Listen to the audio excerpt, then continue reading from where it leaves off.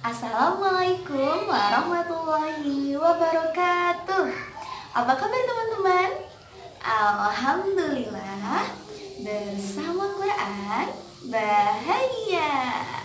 Al-Quran semangatku. Al-Quran semangatku. Alhamdulillah, hari ini teman-teman bertemu lagi dengan Bu Nuni. Bu Nuni akan kembali berkisah pada hari ini teman-teman. Kemarin kan Bu Nuni sudah berkisah mengenai Nabi Ibrahim. Hari ini Bu Nuni akan berkisah mengenai cucunya Nabi Ibrahim. Cucunya ini terkenal akan kesabarannya teman-teman. Coba ada yang tahu tidak teman-teman? Iya, Bu Nuni akan menceritakan mengenai Nabi Ayub.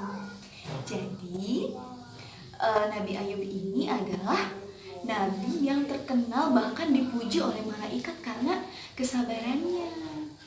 Tapi sebelum Bu Nuni berkisah, sebelum teman-teman juga mendengarkan kisah dari Bu Nuni, alangkah lebih baik kita baca basmalah dulu yuk. Membaca basmalah. Bismillahirrahmanirrahim. Dengan menyebut nama Allah yang Maha Pengasih lagi Maha Penyayang. Amin. Sudah siap teman-teman? Bu Nuni mulai ceritanya. Dahulu ada seorang nabi. Nabi ini diberikan kebahagiaan yang besar sekali oleh Allah.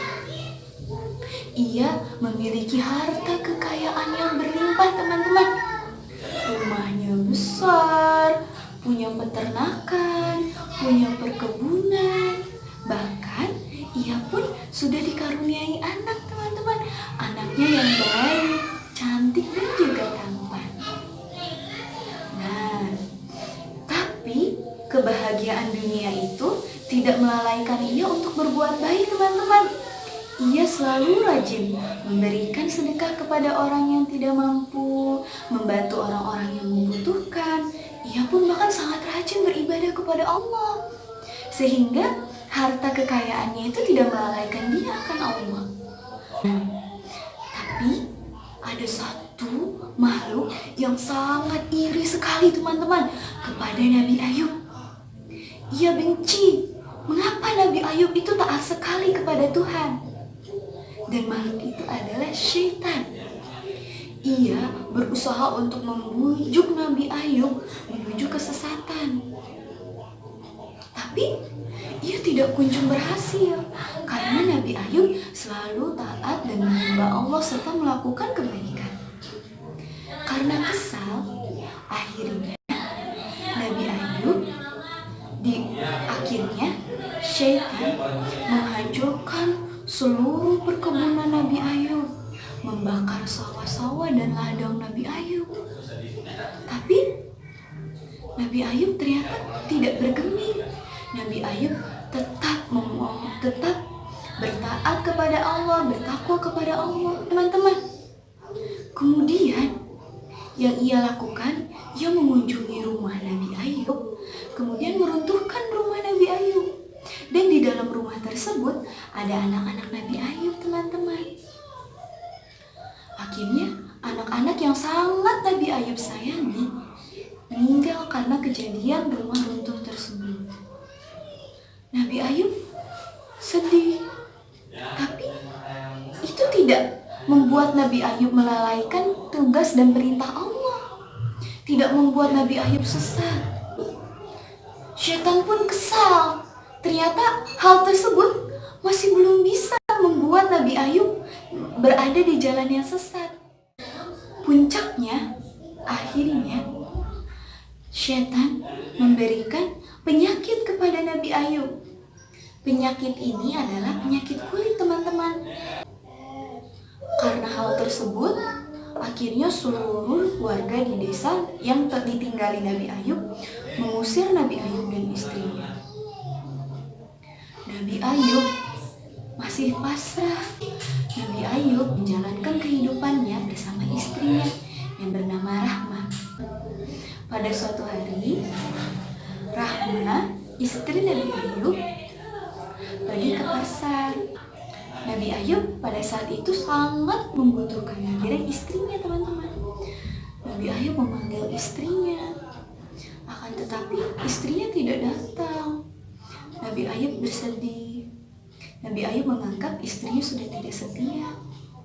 Akhirnya Nabi Ayub bersumpah apabila istrinya datang, Nabi Ayub akan memukulnya sebanyak 100 kali. Dan ia pun kemudian berdoa kepada Allah, "Ya Allah, sembuhkanlah penyakitku ini, ya Allah."